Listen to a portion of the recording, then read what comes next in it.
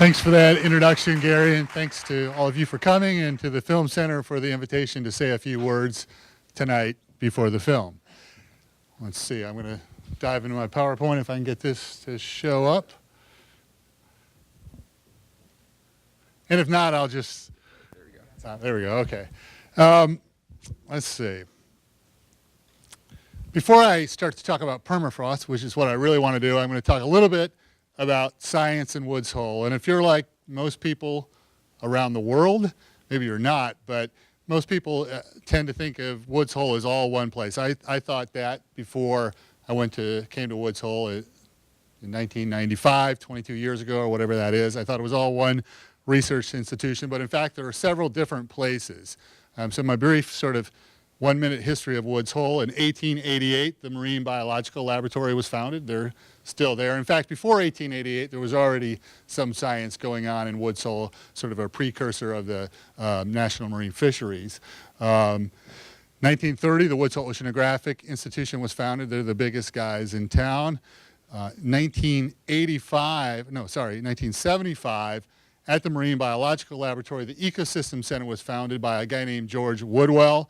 In 1985, he left and founded the Woods Hole Research Center. So that's where I am now. I actually worked at the Marine Biological Laboratory for 10 years before going to the Woods Hole Research Center. And I'm also adjunct at WHOI, Woods Hole Oceanographic. So I think probably my only distinction is having some affiliation with all three of those places in Woods Hole. There's also USGS, U.S. Geological Survey, National Marine Fisheries, and Woods Hole. So there's this whole collection of scientific institutions in the small village of Woods Hole. At the Woods Hole Research Center, we focus on climate. We work on the land surface. We're mainly terrestrial scientists. We work on land and water, but not so much the ocean. And we do both what I call defining the problem. We do the fundamental science, trying to understand how the Earth is changing, how climate change is working. But I think something that sets us apart in some ways is that we also spend a lot of time trying. Do I need this? I'm not even sure this. Okay, I do. Yeah, okay.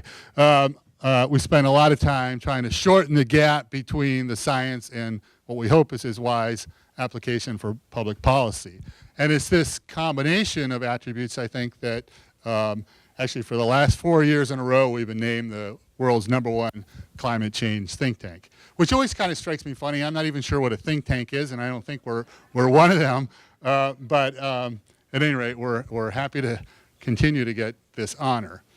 Out in the front, I think, on the concession stand, I put some flyers and various information that I would encourage you all to grab. I also put a sign up for our newsletter, and one of the reasons we like to do things like this, to get out and talk to people, is to get people to sign up so we can send our monthly newsletter out and help spread the word about the work that we're doing at the Woods Hole Research Center. So I don't know if anybody has signed up yet. Please do when you go out. I actually have to leave before the end to catch the ferry, the last ferry to get back to Woods Hole, but they'll get to sign up to me, so please sign up on your way out. All right, permafrost. Permafrost is technically defined as ground that's frozen below 0 degrees Celsius for 2 or more years consecutively. In practice, it's often been frozen for hundreds and thousands and even tens of thousands of years. This is an eroding permafrost cliff along the Kolyma River in Siberia. I've worked there for many years. You can see this sort of shiny ground here. This is what's called the ice wedge. This is just a frozen mass of ice in the ground. And in this case, we can radiocarbon date the carbon, the material in this permafrost, and it's been frozen for about the last 30,000 years. One way that really gets hammered home, so I've been to this site maybe 10 times, and I've walked along the bank of the Kolyma River down here at the sort of the base of this cliff, and every time I've been there, you find bones of woolly mammoth and other long extinct beasts. And you can date those too, and they're all 25 to 30,000 years old in this site. You can also look closely. So this is, again, the same site, looking very closely at that eroding permafrost cliff, and you see these things, which are just roots of plants that lived also 30,000 years ago in this case. And a plant around here or in the tropics that dies very rapidly, the roots decompose, the leaves decompose, the wood decomposes, but Permafrost, because it's frozen, this material just stays in a pristine state. Sometimes it will partially degrade. Lots of times it partially degrades. Other times it's almost just like it died, that year or something like that. So what happens, although plant productivity in the Arctic is low, plants don't grow very fast, they decompose, they rot even more slowly. So over year after year after year, decade, century, millennia, lots of carbon builds up in the soil. This map just shows the distribution of permafrost in the northern hemisphere. It's about a quarter of the land surface in the northern hemisphere is underlain by permafrost. Big parts of Canada, Alaska, and the largest masses in Russia. And the film that we'll see tonight, which I haven't seen, I'm really excited to see, is in Dawson City. So that red dot is Dawson City on the Yukon River. As Gary mentioned, I do a lot of work on the Yukon River farther, closer to the mouth, near where it dumps into the Bering Sea. But I'd love to get to Dawson City one of these days. When you think about what's going to happen with permafrost in the future, it's important to recognize that, well, the Earth is warming, but the warming is 2 to 3 times greater in the Arctic. So that's what this figure is illustrating. It's showing the deviation from the long-term mean of Earth's temperature. The redder colors, the deeper red colors, are greater warming. You can see that it's essentially warming everywhere over this period, but the warming is greatest in the Arctic. In terms of what's going to happen with permafrost moving forward, there's already permafrost thaw going on. These are different model projections, different model scenarios about what will happen with permafrost over the remainder of this century. Sort of a best case, a middle case, and a worst case scenario. Best case being if we get our act together and get off fossil fuels and so on in a hurry. Worst case is more like a business as usual scenario. But what this shows is even a best case scenario, we're going to lose about 1/3 of the near surface permafrost over the remainder of this century. A worst case scenario is more like 70%. So there's still a big gap. There's reason to act, to track along the best case and not the worst case, but in any event, we're going to continue to lose permafrost moving forward. I often like to talk about sort of this cycle, both how permafrost or how climate change or global warming impacts permafrost and how the changes that happen when permafrost thaws. So across the Arctic, you see where permafrost is thawing, human infrastructure is collapsing, buildings are sinking into the ground, roads are getting wavy. It's also impacting vegetation, plants, it's animals, and the people that live in the Arctic are being impacted by permafrost thaw. But the other side of the coin is how permafrost thaw can feed back to the global climate system, and that's what I spend more time thinking about. And the way that happens is through the release of greenhouse gases, carbon dioxide and methane, this organic matter, this carbon that's built up in permafrost, again, over millennia. When that permafrost thaws, that material starts to rot, to decompose, and it releases greenhouse gases, carbon dioxide and methane in the process. Now, I want to tell, I guess, what I call a little story to help you understand how carbon dioxide in the atmosphere has changed over time. And I'm going to do this by showing photographs of my ancestors. I'll show a series of them. So this is my great-great-great-grandmother, and each of the photos I'll show, the number at the bottom is the year of birth, and the number on top is the carbon dioxide concentration in the atmosphere when that person was born. So when my great-great-great-grandmother was born in 1820, carbon dioxide, this main greenhouse gas, carbon dioxide concentration was 284 parts per million. My great-great-grandfather was born in 1847. CO2 concentration was the same. And in fact, you can go back for about the previous 10,000 years before that, look at the record of carbon dioxide concentration in the atmosphere. We know we can make those measurements by looking at CO2 gas bubbles trapped in ice cores. We can go back even farther than that. But for that 10,000 year period, carbon dioxide concentration never varied from around 280 parts per million. Sometimes a little more, sometimes a little less, but always right about there. Let's see, where are we? My great-grandfather, born in 1873. Not much of a change, maybe ticking up a little bit. Grandfather comes along. Looks like we're starting to see a change. My mother, and then I come along. So we have sort of 3 generations with no change, 3 generations where we're going up at about 3 parts per million per decade. My son comes along 40 years later, and we get this big jump. My daughter a few years later, and now today we're at about 410 parts per million. So it's kind of interesting. You can see we're now increasing at more than 20 parts per million. Very rapid increase. It's interesting to think that before a few years ago, no human who had ever lived had ever breathed carbon dioxide in the atmosphere higher than 400 parts per million. It's never happened in the history of, the 150,000 years that humans have walked the face of the earth. And it's unlikely that any human who's alive today will ever breathe carbon dioxide that's below 400 parts per million. But the big question is, what happens moving forward? Does it continue to increase at the same rate? Does it slow down? Does it level off?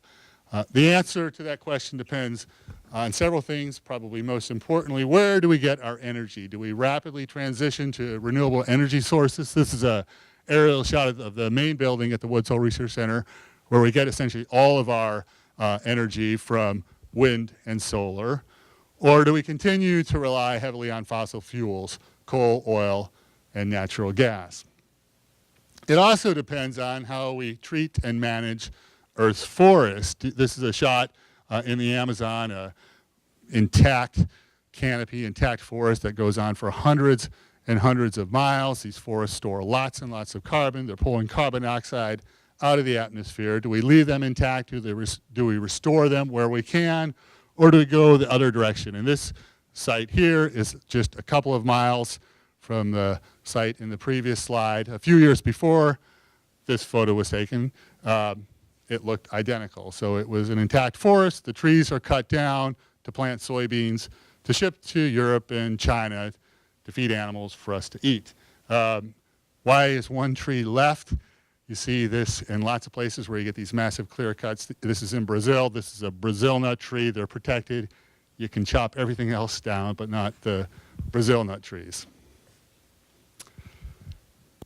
And it also depends on what happens with permafrost. So fossil fuels get a lot of attention. Deforestation gets a lot of attention. When people are thinking about what's going to happen with climate change moving forward, they're generally not thinking about permafrost. But there's an awful lot of carbon locked up there.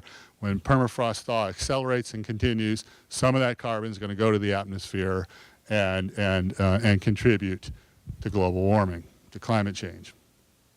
All right, I want to just give you a few numbers to illustrate the magnitude of carbon in some of the different pools that are on land that could end up in the atmosphere. So first of all, this 850 billion tons, that's how much carbon is in the atmosphere right now as carbon dioxide. So and that's essentially, that's a 43% increase since the pre-industrial period. So it was a lot lower. We've pumped a lot in there. But right now, there are about 850 billion tons of carbon in the atmosphere.